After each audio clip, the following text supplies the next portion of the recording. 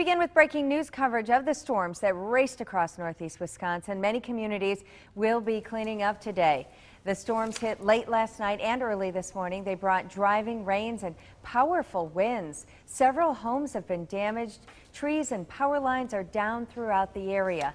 No major injuries have been reported from the storms. That's the good news. But because of all the debris, many communities are asking people to stay off the streets if possible. Some local campgrounds have also been damaged in the storms. And you can see what it looked like at 1 o'clock yesterday morning as that line of storms pushed through. Now, the Wrightstown area was hit hard by these storms, and that's why we find Angela Kelly this morning joining us with, well, some more damage. Ange? Yeah, good morning, Pete. Good morning, everyone. Joining you live from another home, another yard here in Wrightstown that has suffered some damage. You can see here some insulation that was blown from somewhere nearby, wrapped up into this tree. But take a look at this tree. This is a huge oak tree that has snapped at the top. You can see it went right into some of the siding of the home.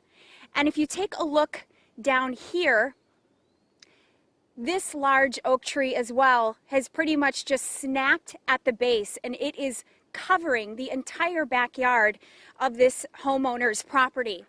And that homeowner is Mary Ellen Balskis. Good morning to you. Morning. Bring us through when you heard all this happening, what it sounded like, what you did. Well, I was up at 1 o'clock because there was a lot of lightning, and so I was watching it, listening to it, and you could hear the rain start, you could hear the hail. Shortly after that, these big trees were just in the wind like crazy, and there was also a roar, so it sounded very much like a tornado. You could hear that extra powerful sound coming through. Went upstairs, got the kids, went down to the basement, and about a half an hour later, we ventured out here and saw our damage. Especially with the branch, I mean, going into the house, did it go all the way through the wall? I don't know about that. I don't think so. But it did pull out a window. I have an upper bedroom window, and that window actually was slightly open, and the whole window is just pulled right out. So that's laying in the front yard. Oh my goodness.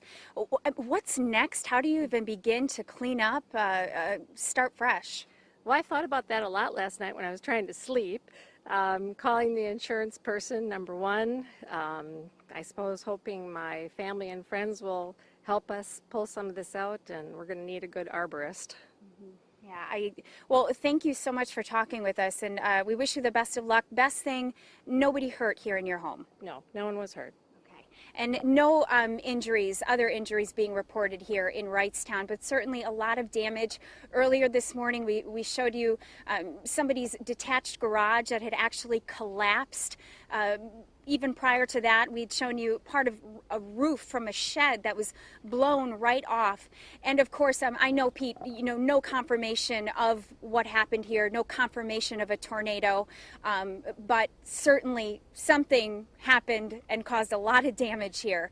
So for now, we'll toss it back to you. Yeah, you bring up, thank you, Ange. And you bring up a good point, because there were strong winds. There's no doubt about that.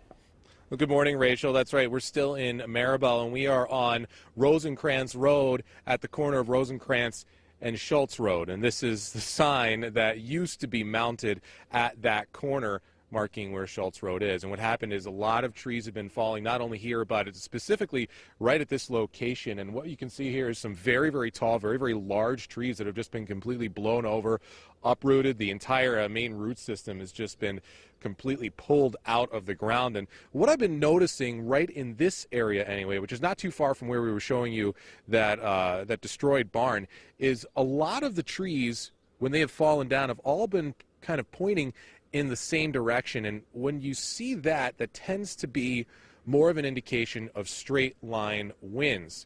Now, if there was a tornado in the area or that caused the damage, what you would tend to see sometimes is trees falling across each other and laying on top of one another, as opposed to all pointing in one direction. But what we are seeing right here is all the trees generally kind of pointing from a west-southwesterly direction off towards an east-northeasterly direction, which would seem to indicate that it was just a whole lot of straight-line winds. Now, obviously, some of the damage that we've been seeing is pretty severe, so I don't think anything can be ruled out for right now, but there are a lot of people that have a lot of cleaning up left to do. There are still plenty of trees down here, and I'd imagine still a lot of power out because we are still seeing plenty of power lines that are down on the ground.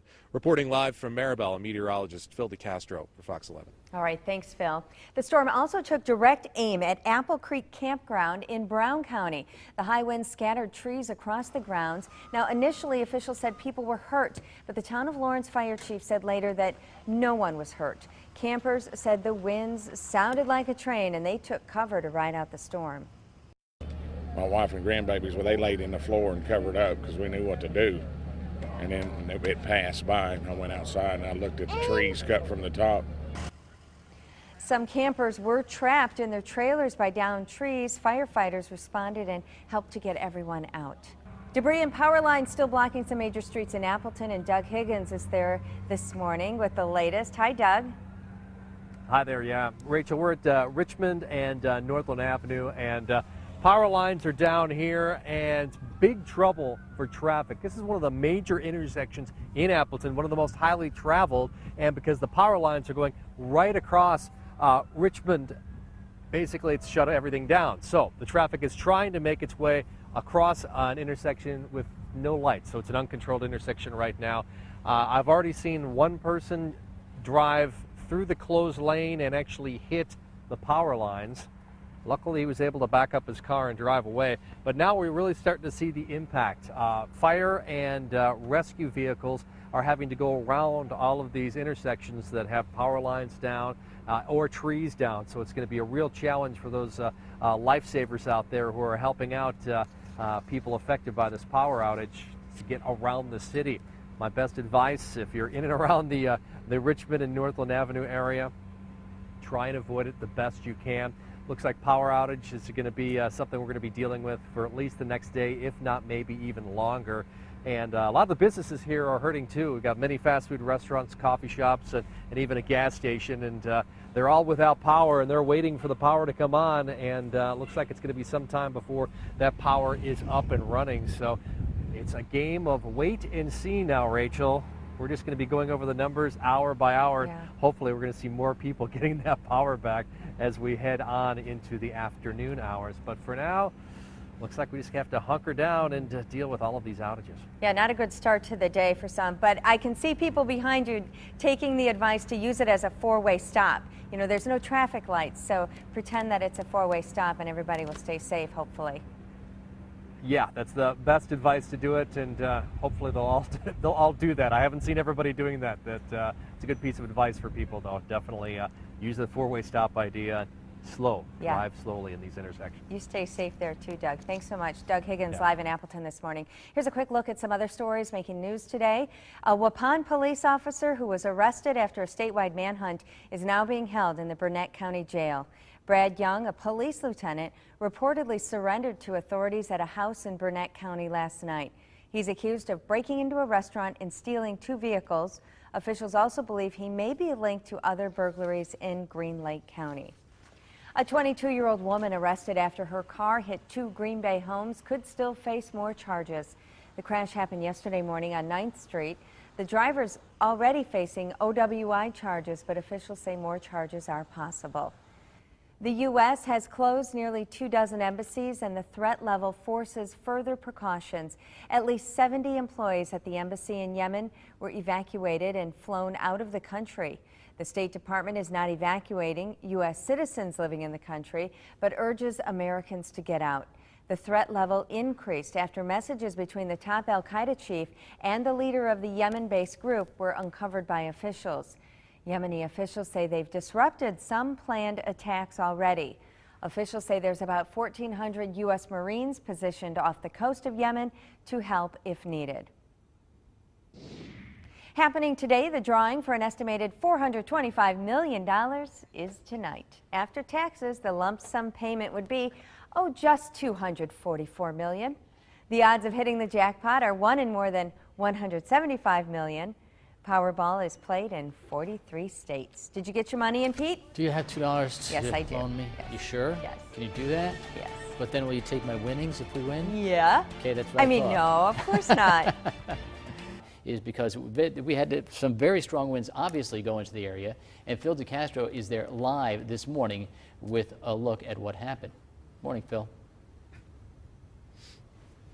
Yeah, Pete, you've been mentioning how just above the surface you were seeing on the radar 98, 100 mile per hour winds indicated on that velocity image on the radar. And what you're about to see in just a little bit really lends some credence to that. Where we're standing is at the Maribel Caves Hotel, and it has taken some significant damage. And I mean, we're talking about, it looks like at least 75% or so of the hotel has just absolutely toppled over. A little bit of the right side of it is left, but almost the entire left side of it is gone. The center part is gone, and much of the right portion of it, as you're looking at it, is also has also collapsed. In addition to a lot of the trees that were on the property as well. And there are a lot of people that have been showing up to take pictures to kind of witness this. And one of the people that actually showed up, luckily enough for us, very fortuitous, was actually the executive director of the Manitowoc County Historical Society. We've got Amy Meyer with us here,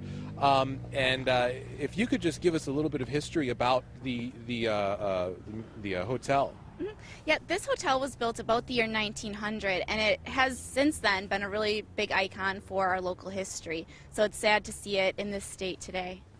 Yeah, and it seems like it's really a very strong structure, and it's been standing for a long time, right? It has, and it's lived through fires, a lot of vandalism, and now in this state it's still partially standing, but again, it's nothing what the original builders had intended it to be. And you mentioned that recently it had changed, the ownership had changed hands. What was the intent of the new owners with this? Yeah, a few decades ago, new owners had purchased the property to save it from demolition, and the hope was that it would one day be restored and usable for our community. Obviously, that never happened, and it's still a great icon. As you can see, people are continually going past just to see its state today. That's right. And have you had a chance to get in touch with the current owners of the property yet? Do you know if they know what's happened? I do not. I had received a couple of texts this morning letting me know about the damage out in Maribel, especially to the Caves Hotel, and got out here first thing this morning to see it for myself. What does this hotel, as a director of a historical society, what does this hotel mean to you? This hotel is an example of what we're really all about for the Manitowoc County Historical Society. The building has stood not only for a century to be an icon for the Maribel community, but also for our local history. And it's something that I would love to have seen restored. And it's one of those things where you drive down the road, and it's, oh, what is that? And we often get calls from visitors to this area going to the campgrounds or just passing through, and hey, I saw this on the highway, what was it? So it's something not only our community was proud of and still is proud of today, but also visitors going through. It's a remarkable sight. All right, well, obviously a very, very sad sight to see here. Obviously a lot of people getting out, trying to get a look at it. Some very significant damage done here. Forecast first on Good Day, Wisconsin, becoming partly sunny today. High near 77.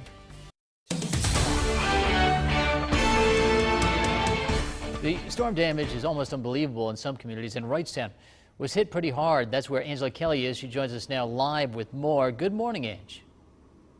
Good morning, Pete. Well, we are certainly seeing a lot of structural damage here in Wrightstown, particularly on the west side of the river. If you take a look here, you can see this large piece of metal. That is actually a section of a roof that was blown off of that shed that you see up there. Now all you can see is the frame. So whatever went through here was quite strong. We showed you earlier a garage, a detached garage that actually collapsed under the storms that came through here overnight. There's a big reason that authorities want you to be careful if you're driving through the Wrightstown area, and this is it right here. The majority of the roads, and we've driven all over on both sides of town, are covered in brush, some thicker than others. And sometimes you're going to run into big branches, making some of the roads nearly impassable. But we did see crews out earlier this morning working to get some of that cleaned up. And we know nearly everyone here in Wrightstown is experiencing power outages. And we do know that the Red Cross has set up a shelter at the Wrightstown High School. Back to you. Okay. Thanks, Ange.